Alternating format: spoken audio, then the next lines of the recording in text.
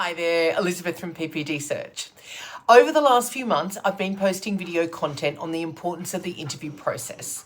We've gone from initially establishing company needs before starting the process to working through the process methodically step by step. Today, I want to cover interview questions. Most companies use what's called behavioural and situational questions to glean insights via examples to understand how someone performs in a certain situation. We know that most candidates really dislike this style of interviewing. However, besides role plays, these questions are the best way to understand if someone has done what they say they have.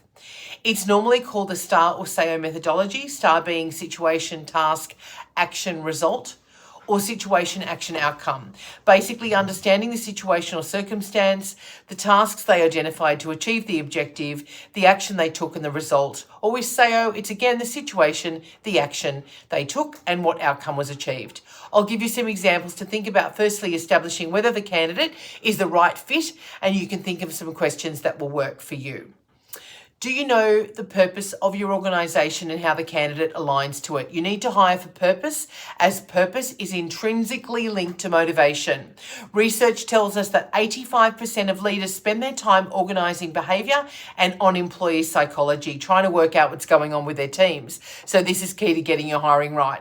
It might be something like, the purpose of our organisation is to provide our customers with the latest quality medical technology so they are best equipped to provide best possible patient outcomes. What are your thoughts on this and how do you feel aligned to this purpose? You might say, tell me what you're passionate about and why. What gives you the most job satisfaction and what makes you feel demotivated? You could say one of our biggest company challenges is, and how would you deal with that? If you stayed with your current or prior company, they may not be working right now. What would be your next move? So is this job going to be right for them, and are they being 100% honest, and is their motivation right for the job that you're interviewing them for? So there are some ideas to establish fit. Another key one for most is accountability and attitude. You might ask, have you ever had conflict with one of your team members? How did you handle this and what was the outcome? Tell me about how you handle criticism and feedback. Establishing attitude, do they take accountability and are they open to feedback and learning? What has been your proudest accomplishment? Can they articulate with clarity and truthfulness? And do they offer something relevant to this job? There's no point in hiring someone if they're not going to contribute and make your team better than it currently is. To establish resilience and grit, what we sometimes call mental toughness, you might ask, what obstacles have you faced in your career and how have you overcome them? Now, we know that EQ is imperative in any business. So you could say, tell me what separates you from the rest of your current or most recent team. Here you are looking for self-awareness, confidence with humility, ability to articulate their strengths. Ideally, you want people that are humble, hungry, and smart, meaning EQ smart, not taking away from IQ, but remember you can have a high IQ, but without EQ in business today, it means nothing.